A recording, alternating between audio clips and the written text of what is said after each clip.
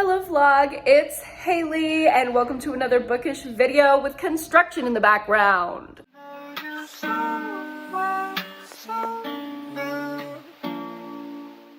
Because I live on a construction site apparently. So I had already filmed a clip for this vlog. I was literally so excited to start it that I started it before I'd even thought of reading a book for this vlog. So I will show you a clip from this morning when I got a coffee before my morning sessions. Past Haley, let's go.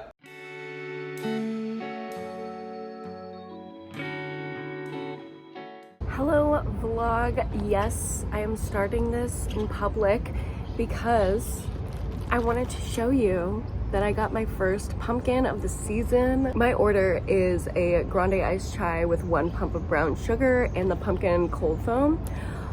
I'm so excited to have this and start reading horror books. So let's go ahead and get into the vloggy vlog. I have officially kicked off the fall season with a pumpkin spice chai. I am so excited to do all of the fallish things this week during filming this vlog, and I'm super excited to get into some horror. So the first book I am starting out with is Womb, and this one is the one that everybody has told me is crazy, is wild, that y'all can't wait to hear my thoughts on. So that is what I'm starting with. The other books I'm going to be reading in this vlog are The Test, The Night of the Prowler, Tastes Like Candy, and oh god, what is the name of that book? It's the one with the like weird head on the cover. It's gay, I don't know. Oh, Dirty Heads. So there will be 5 short horror book reviews in this vlog. I'm gonna go ahead and start with Womb. While I'm out today, I just had all my sessions for the day, so they're done, check, check, check. I have some time in my day to just have a nice little time, so I figured I would take myself out to lunch and start Womb. I also might fuck around with some crumble cookies. I don't know. We'll see about it. Let's go.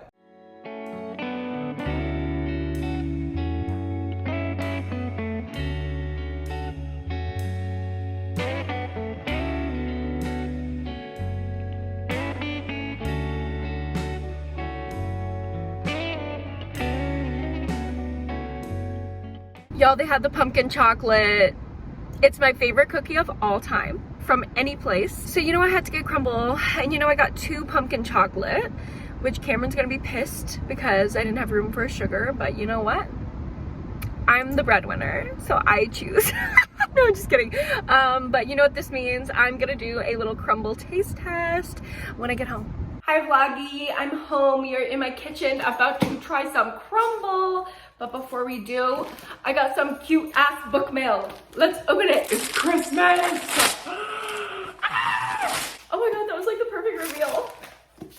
Living the time of cereal, guys. I let myself re-download Pango. I deleted it from my phone for a while because, listen, I was just going a little crazy. I bought 3 new bookshelves, so I know I'm gonna have to fill them. I don't want them to look empty and dumb in our new apartment, so I went crazy on Pango for a little while, but I actually did really want to read this one, especially for October, Halloween time, to have like a little romance in there, and Gabby said she really liked this one, so I got it. Add it to the stack. All right, now let's get into some cookies. Okay, so I got 2 of the pumpkin, as you saw. 2 of the pumpkin. Oh my god, I can smell it. And I also got a cookie butter and an ooey gooey brownie batter.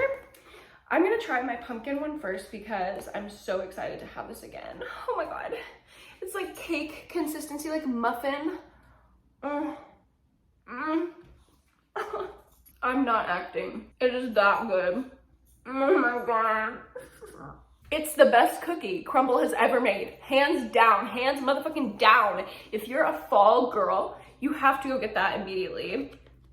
Next up, let's try the cookie butter, which is filled with cookie butter, and it is in fact filled, you can see. Okay, let's try it. Wow. Oh my god, Cameron's gonna love this one. Yeah, that is cookie butter. That is definitely cookie butter. If you are a Biscoff fan, you will love that, you will eat that up. It was just okay for me. It's super, super sweet. Last one, let's do the brownie, which I believe this one is also filled with different things. See, lots of chocolate goodness in there. Oh my God. The smell. What is that smell? It's like devil's food cake, like the box mix. Oh my God. I don't know how they did that. Wow, I was not expecting that to be that good. That is a new contender for not my top favorite. Nothing can dethrone the pumpkin, but that is like top 3 territory. Oh, chocolate on my teeth. That was my cookie review. Now let's actually read in this reading vlog.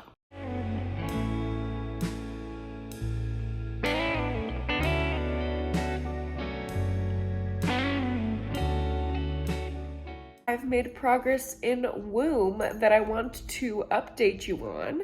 So I'm at the 25% mark. What the hell? What the hell is going on? What the hell is going on? I don't know. This shit is crazy. Okay, now I know what y'all meant when you said it's weird and I want your thoughts on it, because I now want everyone's thoughts on this book. What is happening? Also, sorry if my voice is like stuffy, as you can see by the like wadded up tissues. I am not having a good go of it right now. I am feeling super sick. I'm trying to get over a cold, but it's just lingering. You know, when colds just like linger. So sorry about my voice, but whoa. Okay, so basically the premise of this book, it's a novella. It's pretty short, so I don't want to give away everything, but this guy's mom died in a hotel room number 6 at the like lonely something or other motel. So he's back at room number 6 to try to like avenge her or like do something with her. And while he's there, he's also telling somebody else and simultaneously the reader how his mom died. So we have like the story of the guy in the hotel getting revenge, and then also the story of his mom dying. And it is literally crazy because his mom was a drug mule. So there's a scene of her like shoving little bags of heroin into a place that I would literally... No. No foreign objects, please. So yeah, this is a little horrifying. I am liking it though. It's good extreme horror, like the body horror and all of that is written really well. It is doing what it's intended to do, which is scare and disgust me. But it did the same thing that another extreme horror book I read recently, The Slob, did, that just really gets on my fucking nerves. And that is including a white character saying the N-word. What's the deal? Y'all think you're fucking edgelords, you extreme horror authors, for including that? Because it's just really not needed. You can shock, horrify, and disgust people without having that. Like, it just doesn't add anything. And it makes me not want to give this book 5 stars, like, right off the bat. Like, I just don't... It just puts a bad taste in my mouth. So yeah, that's annoying. But 25% in, that's my only complaint. I need to take a break from this. I cannot read this while I'm cooking because it is so gross. But I do need to cook. I'm going to make a new recipe. I want to try a new fall recipe tonight. I'm gonna make pumpkin risotto with bacon, pan-fried mushrooms, and goat cheese. So... about to be a little cooking queen. Hopefully that'll make me feel a little bit better. I need some comfort food. All right, let's cook.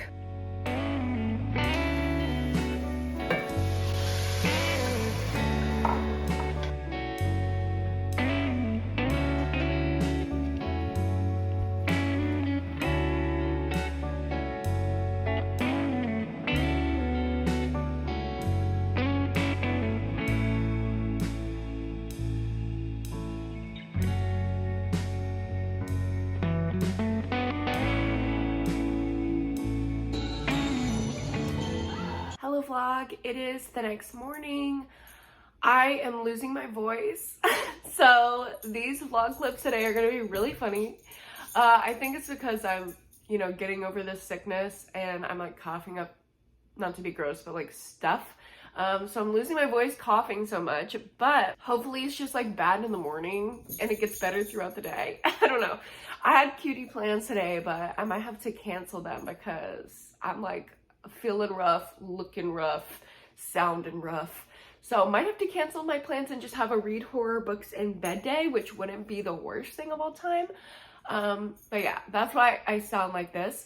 Last night, I got to a little over the 50% mark in womb, and I now know why it's called womb, which obviously I'm not going to give away. But basically, it's just this guy with a sex worker in the hotel room, like telling her all these stories, and then she's telling him stories back. Like, they're just like exchanging these horrific stories back and forth and back and forth. And it is just weird. It's just odd. I'm waiting for things to like go off because that's what people said. Like at the end, it just like goes off. So this last 50%, I'm sure is going to be wild.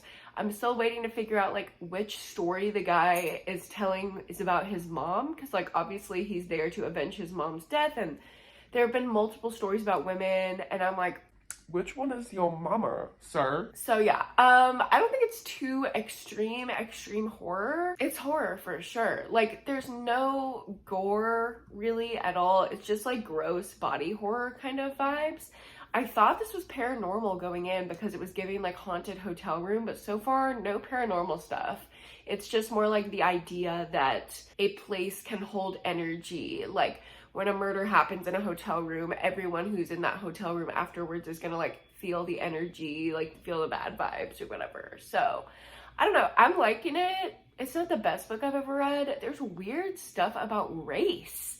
Like it's just like on this author's mind. So I'm wondering if this was written by a person of color. I'm gonna have to look up Duncan Ralston and see who this man is, because if this person is a person of color, it makes sense. If this is a white person, I don't know. So I'll get back to you on that. I'm also going to finish this book and come back with a final review. Update, he's a white man. So it just puts a bad taste in my mouth. There was also a comment from a character in the book like, I don't care if you're white, black, Chinese, or green. No. And it's so hard with extreme horror books to know, like, is this the characterization of just like a shitty character? Is this the author trying to be offensive and like add to the horror of it all? I don't know, but I could do without it. Honestly, just recommend me extreme horror that has good gore, good disturbing factors, some gross body horror, but without this like random, weird, offensive comments. Like, why is that always in an extreme horror book? Like, I can't just simply enjoy a book without something jump scaring me. Like, what the fuck? Anyway, he's white. Hi guys, I'm here with my final review of Womb by Duncan Ralston. Okay. I really wanted to like this book. I really did, because the second half was really great. It blew the first half out of the water. I absolutely loved it. I thought it was great. The writing was great. The horror was great. I did see a little bit of it coming, like as soon as I said in the last like 50% update, like, oh, I know why it's called Womb.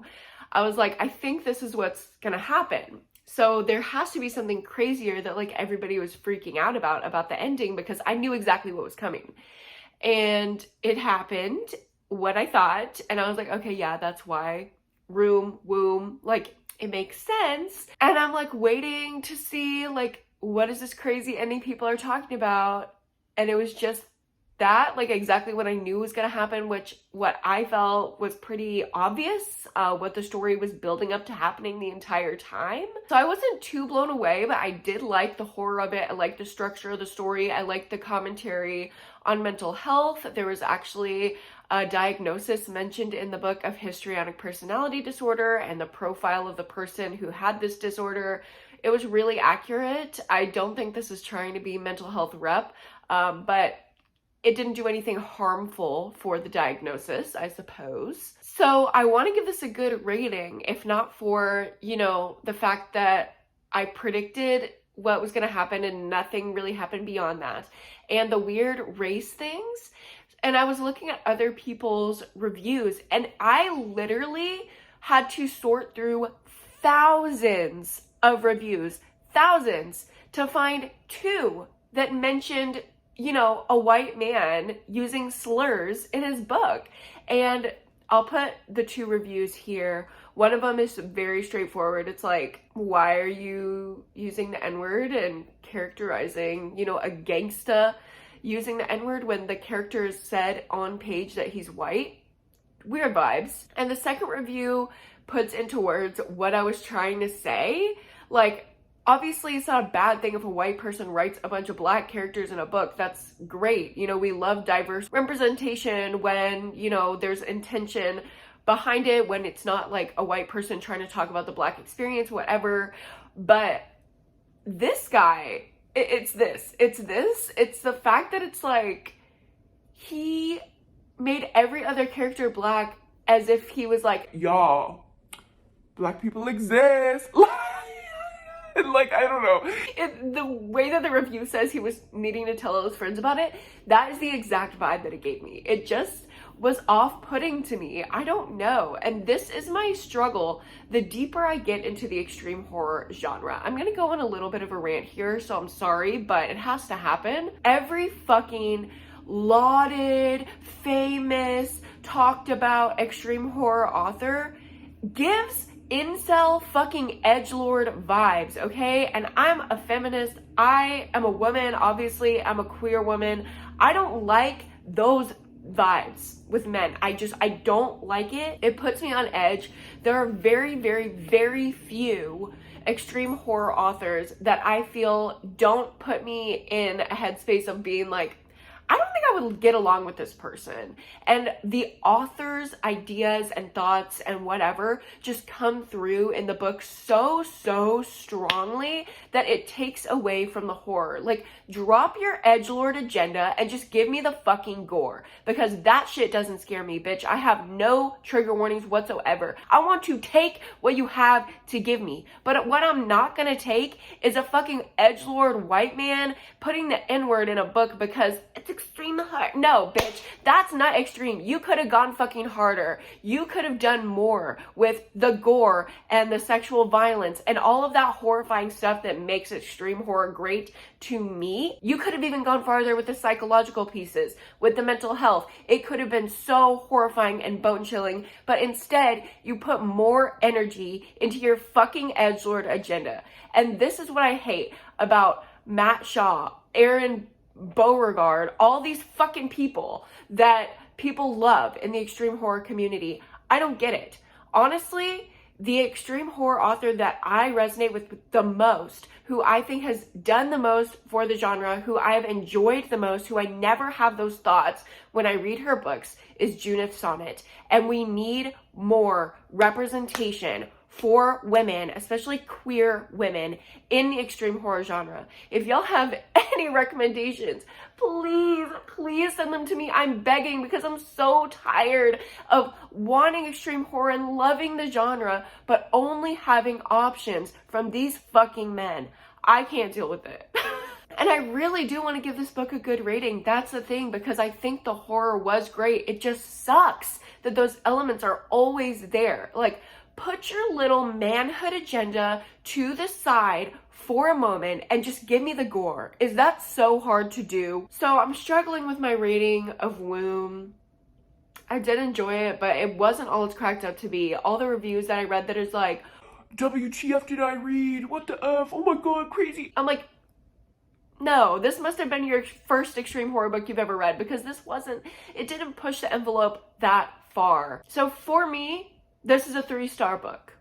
There were a lot of things that I liked, but a lot of things that took away.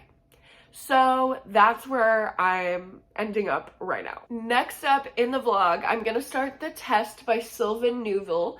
And this is not an extreme horror book. This is more dystopian psychological vibes. It's about a British citizenship test that kind of gets turned on its head and made into a choice of life or death, which obviously I love the commentary there just right off the bat, because citizenship tests can feel like real life or death situations for people, but obviously physically it's not, but I think this book takes that concept and makes it into horror, which y'all know I love horror that has something to say, so I feel like I'm gonna really like this. It's tiny, it's short, it's only 100 pages, so I will give you an update at the halfway point and then be back real quick with a review.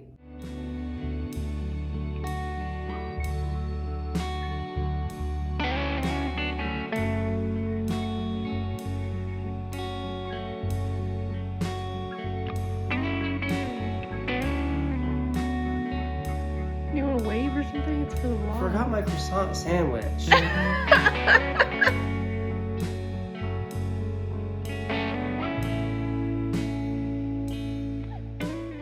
Hi vlog, I'm back and I am halfway through the test. I am loving it. I love it so much. There's so much commentary and it is chef's kiss. I love the way that it feels like a Black Mirror episode. It's kind of futuristic, but only like the sci-fi, like a minute into the future kind of way.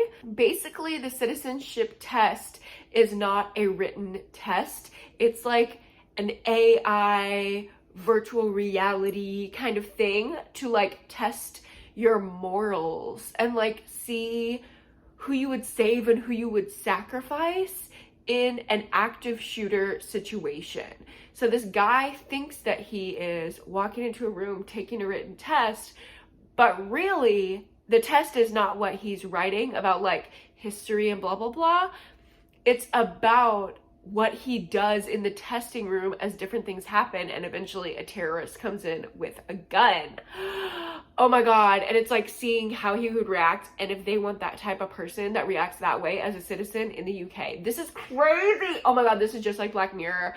I'm loving it. Also, I feel like there's very, very rarely any kind of Arab representation in horror, and our main character and his entire family and one of the people on the staff of the like AI that like has built it and is running it, he is also Arab. The main family is from Iran, and there's like talk about that and like talk about obviously xenophobia and racism in the UK. So I think this book is just so well done so far. It is super fast paced and exciting and interesting.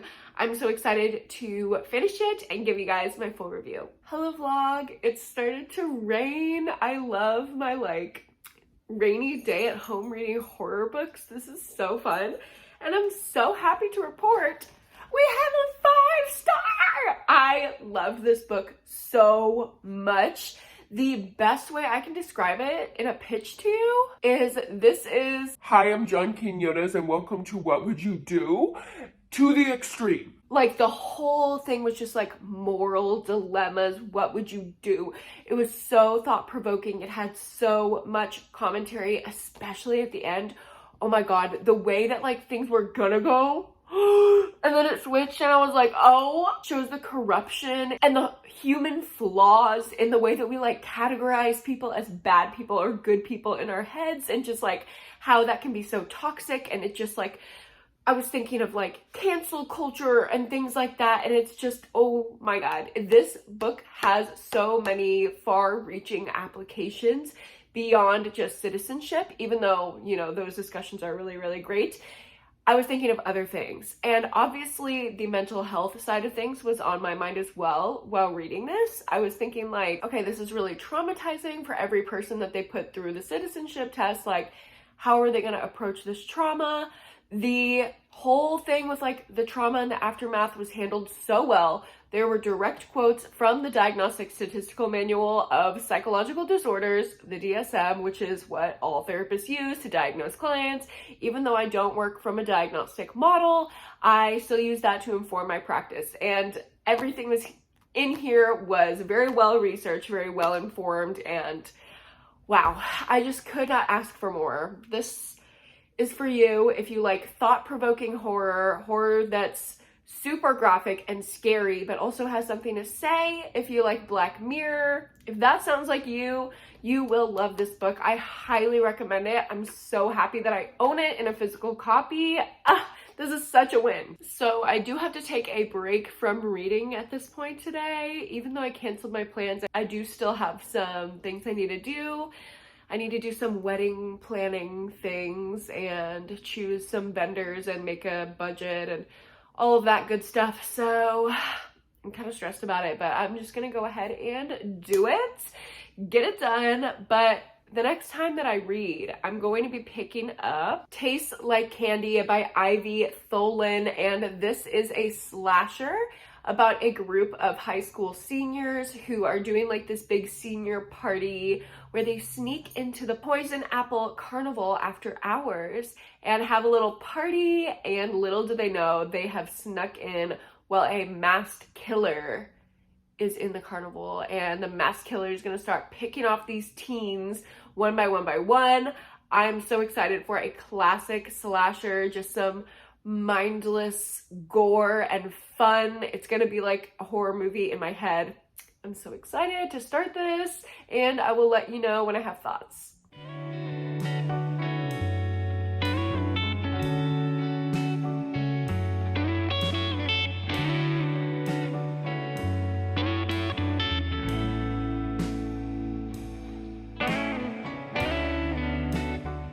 Hello vlog, good morning. Did I read any of Tastes Like Candy last night? No. After my friend left, honestly, I did have time that I could have read, but I did something crazy, okay? I stayed up till 3:30 in the morning writing an extreme horror novel. What?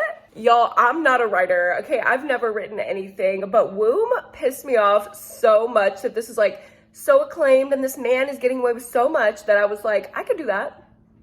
My toxic trait is always thinking, I could do that. I could do that. But the gag is, y'all, I think I can actually do this. So I stayed up till 3:30 in the morning. I wrote about 5 chapters that I feel proud of. I planned out a 24 chapter plus an epilogue novel. We'll see if I actually write this. It might just be like a fun little hobby for me on the side. It might be actual trash, no idea. But all that to say, I will be getting to Taste Like Candy at some point today. I just do have an early morning. I'm meeting my friend for pumpkin spice coffee before we go to church, and then we have some errands to run and stuff to do today. A couple errands are fun though. So I'm excited for the day, and when I have some thoughts on Taste Like Candy, I will let you know.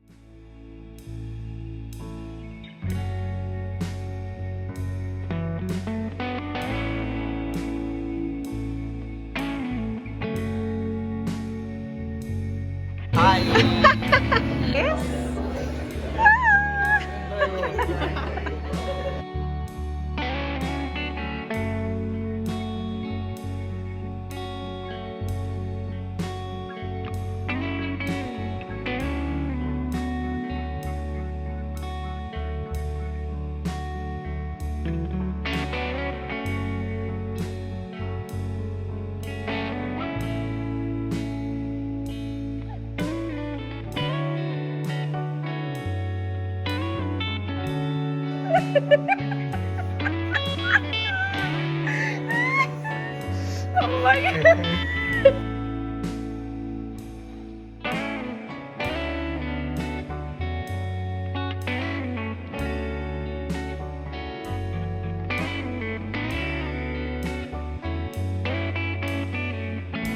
Hello vlog, it is the next morning. I actually did not read it all yesterday. After church, we just got held up. We were having a good little fun time with our friends. We had sushi, we had a little game night. Literally, we're up until like 2 in the morning. So we didn't run any of the errands we have to run, so we have to do that today. But before we go and do that, I did get to the 50% mark in Tastes Like Candy. So I wanted to give you guys a quick update on that. I am really, really liking it. It is very much like a classic slasher. It has those like horror movie vibes as a book, which y'all know I love that. And it follows characters in high school. Obviously, the whole thing is like the senior in high school, like party scavenger hunt in the carnival or whatever. But it doesn't read like annoying YA, if that makes sense. It reads like in a nostalgic way almost, and the kills are really, really interesting and not too gory, but pretty gory. So this is definitely not a YA book, even if it's branded as that. I feel like adults would enjoy it. Y'all know me, I hate YA horror, and this is very enjoyable for me personally. I also didn't know that it was set in Texas, so it's really fun to read about, you know, just little Texas references like Buc-ee's and H-E-B and Whataburger. Like, you can tell that the person who wrote it is very much like connected to that, so that is like interesting and fun for me to read about. Maybe that is what's adding to the nostalgic factor specifically for me, like just the high school memories of like getting a little sour apple freeze at Buc-ee's on the way home. Like, that is something that I did, so reading about these characters doing that is like very nostalgic and just adds to like the, ooh, if I was in a horror movie in high school, this literally would have been me kind of vibes. But with the Texas thing, it's kind of odd because we keep hearing about this chill in the air. And this book is set on August 29th. It's currently, let me see, it is currently September 5th, and we have not had a day where it didn't at least hit 90 degrees. So I don't know what Texas this person is from, Miss Ivy Tholen, but I want to live in that version of Texas because there would be no discussion of, oh, am I gonna need a jacket tonight? It's gonna be chilly. Like, girl, it's August. It's gonna be 100 degrees even as the sun sets. So that was a little weird. It was taking me out of the book for a minute, but obviously it's not that bad. I honestly think it's kind of funny. And it definitely still has the fall vibes. And I'm a delusional person. I love to gaslight myself and tell myself that it's cold outside so I can wear cute fall outfits. And this book is definitely doing that for me. But as for the plot, I am really liking it. Obviously, they're all running through the carnival, getting picked off one by one. So it's really fun, really entertaining. I will probably try to finish it after our errands, but before my Patreon live show tonight. We have a live discussion of our book club pick, so super excited for that. Hopefully I can finish this book before and give you guys the full tea. But let's go run errands. Bye!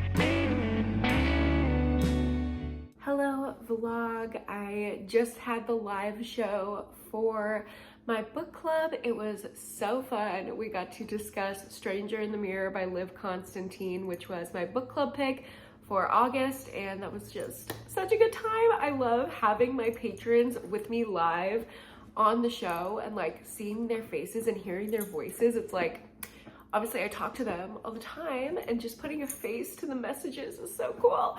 So that was so much fun. But I also did want to update you because I finished Taste Like Candy, and I'm gonna give this book a fun, gory 4 stars. I had such a good time reading this book. It was such a quick read. I read it, you know, just today, over 24 hours. It's very bingeable if you're looking for like a fun fall slasher. This is perfect. It is not too deep, okay? It's actually really dumb. I think it's really campy and really dumb. Like the killer reveal, I definitely saw it coming, but it didn't mean that I had any less fun with it. And I just really liked the creativity of the kills and the deaths. I thought it was really effective horror. However, I didn't want to give it 5 stars or even a 4.5 because the motivation the killer had for killing everyone, it was stupid, it was campy, but I just didn't 100% buy it. I don't know, I still had fun with it. I mean, you don't really read books like this for deep thoughts or, you know, some philosophy or anything like that. So I wasn't that fucked up over it. I honestly had a really good time, even though it was dumb. So 4 stars. I recommend it if you're looking for a casual slasher. It's literally like reading a horror movie plot. So if you like that, you will like this book. The next book that I'm gonna dive into is actually supposed to be a little bit deeper. It is not a slasher, it's like a psychological horror. Oh, but you need to stop licking yourself, it's gross. It does have commentary, it has LGBTQ rep, it's a queer horror, that's like kind of how it's branded, and that is Dirty Heads by Erin Dries. I am not sure what this book is about at all. It's only 120 pages, so I want to go in semi-blind, but hello, look at this cover. That is so, so cool. And something I noticed right off the bat when I opened the book is that the chapters start at chapter 20. So I thought that was a mistake, or maybe somehow I navigated to the end of the book, but no, the chapters go backwards down to 0 at page 124, which is the end of the book. So I thought that is such a cool concept. I'm gonna go ahead and dive into it. I should be able to finish it pretty quickly and give you guys a full review on this little novella. Hello vlog, it is much later. I am halfway through Dirty Heads and I'm loving it. It is set in like Y2K 1999, which is just a really fun, nostalgic time period, especially for me since I was a 90s baby. And we're following this young boy who has ended up homeless, but we don't know how he got there. So we're like going through basically his life, specifically as like an 8th grader, as he's going through puberty, figuring out himself, figuring out his sexuality, and we're trying to figure out, you know, how he ended up homeless in this dire situation. And we're also flashing to chapters from the perspective of this monster that lives inside of him and really inside of everybody. That is like the things you deny about yourself, your secrets, those like things that like come tapping at your window. It's the metaphor. So I'm really, really liking it a lot. I'm just simply falling asleep. So I'm gonna have to finish this one in the morning and give you guys the full tea then.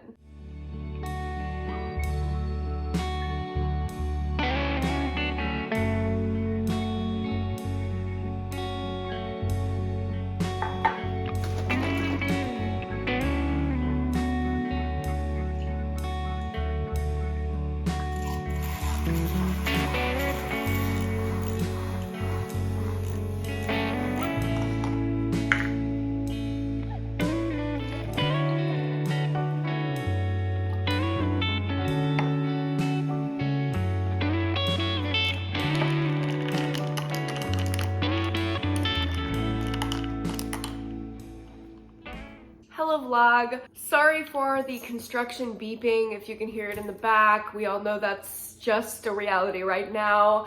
Also sorry for the beet red face. I just literally nearly passed out on the treadmill.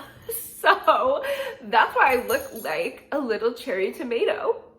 But I'm finally sitting down with my little iced coffee. I mixed the pumpkin and maple oat milk creamers and it literally tastes like pumpkin pancakes. It is so good. So there's a little fall hack for y'all, but I wanted to sit down and update you because this morning, before I got up and got moving, I actually just laid in bed and finished Dirty Heads. I woke up and I was so excited to jump back into it. I was disappointed that I was falling asleep last night. So I did finish the book and I absolutely loved it. My only gripe was, I think we spent a little too much time in the nostalgia and the just like normal scenes and not enough in the weird. I loved the weirdness of this book. If you love weird horror, you're gonna love this. If you like LGBTQIA horror, you're gonna love this. If you like horror that has something to say and has commentary, you're gonna love this. So I definitely loved it. There was just like that little thing, but I thought the horror was really effective and it was written beautifully. Also, my thing with novellas is sometimes I feel like this novella should have been a book. So I was having a little bit of those feelings. I love the concept, love the story, love the writing. I just wish it had a little bit more depth. Maybe if it would have been longer, there would have been room for more of the weirdness that I was wanting. But I overall love it. Think it's a great book. 4 stars. I mean, we're going good in this video. It's nice to read horror that I don't have a horrible, bad, icky reaction to, which is what has been happening with some of these men in the genre. So happy to have read 2 back-to-back horror books that are unproblematic and just a fun, good, weird, gory time. My last book that I'm going to be picking up for this vlog is The Night of the Prowler by John Athan. This is about a girl who works the night shift at a convenience store, and down the road at this like sanitarium vibe, insane asylum kind of place, a man escapes, so she has to batten down the hatches and survive the night while a killer is on the loose. John Athan is an extreme horror author, so hoping this one's gonna be a little bit more intense than the previous 2, and I'll let you know when I start it.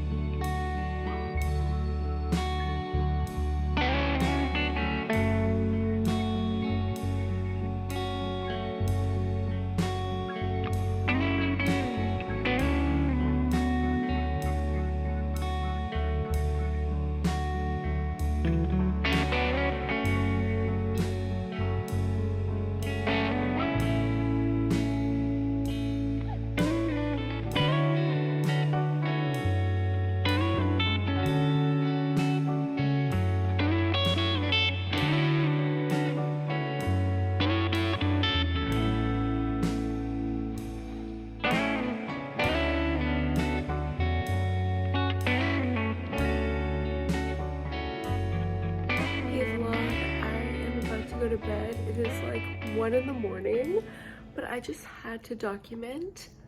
This book is so good. It is so good. It is like perfect slasher vibes. Also, sorry if I have a slight lisp. I have my retainer in because I'm about to go to sleep. But oh my god, it is so good. It is so scary. It's freaking me out. Like, as I was getting ready for bed and like doing my skincare routine and brushing my teeth, I was like looking over my shoulder, like even like I'm looking in the back there, like who the fuck back there? It is so good. It is such effective horror. It's a classic slasher. The kills are so good, so creative, and this is the extreme horror that I was looking for. It is super gory, super gross. Basically just everything that I was wanting. So I'm at the halfway point. It's so hard to stop reading, but I have early sessions tomorrow, so I kind of have to, but I'm loving it. We're gonna have another 5-star. I just know it, unless this ending totally sucks. So very, very happy. All right, good night.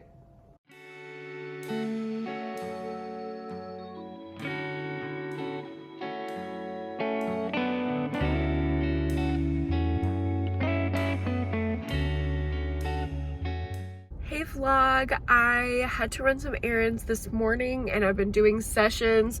Luckily, the place where I do my sessions is like very close to the garden center and HEB and like all the places I needed to go. So in between my sessions, I've been running my different errands. But I finished, so I've just been sitting in my car reading, and I actually got to the 75% mark in Night of the Prowler. Y'all, this shit is crazy. This is some of the most extreme gore I've ever read. I am loving it so much. I feel like if you read this, you're gonna think I'm crazy because I love it, but you know, you just have to know that this is extreme horror. This is the genre. It is an acquired taste, so just know that. All right. Now let's pause the gore and sticking a hammer up somebody's ass, and let's go do therapy. Cool? Sound good? Awesome. Hello guys, I am back from my sessions. I did some gardening, home improvement type of things, so I'm super sweaty and disgusting, but I did want to close out this vlog. So I finished The Night of the Prowler by John Athan, and I give it 5 stars. It was beautifully done. It did not have to be that deep. It was just a straightforward slasher. There was no weirdness that I sometimes feel from extreme horror authors. There was no racism, no homophobia. It didn't seem like the author has a deep-seated hatred for women that comes out in torture scenes. Like, it was just so good. This is how you fucking do extreme horror without being problematic. I am obsessed with John Athan. I cannot wait to read their entire backlist. I'm so freaking excited that I have a new favorite extreme horror author that I know is not going to make me feel icky when I read them, because I truly love extreme gore and extreme horror, but it's just been a journey finding reliable authors within the genre. But this one was great. I loved all of the references to classic horror. I loved the way that it was inspired. I could see like very specific inspirations from classic horror that I love in the book. There was also talk in the like author's note at the end about him kind of doing not a series but like expanding upon different urban legends in an extreme horror way, just like extreme horrifying classic horror stories, which I think is so cool. And I'm not going to give away the one that was done in this book because I think y'all just need to read it. Obviously, it's extreme horror, so go in with caution if you're sensitive to gore, guts, anything like that. But I just thought this was the perfect extreme slasher. Like, it could not get any better for me. 5 stars. This is exactly what I'm looking for when I pick up a slasher. So I'm super happy that we were able to end on a positive note. Yay! For the most part, I really love the books in this video. So I hope you guys got some good recommendations from me after seeing my journey with all of these books. Let me know down below if you're going to pick up any of these books. And don't forget to like this video if you liked it. Subscribe to my channel if you haven't already. And go to therapy and read a book this week. All right, I will see you guys in my next one. Bye!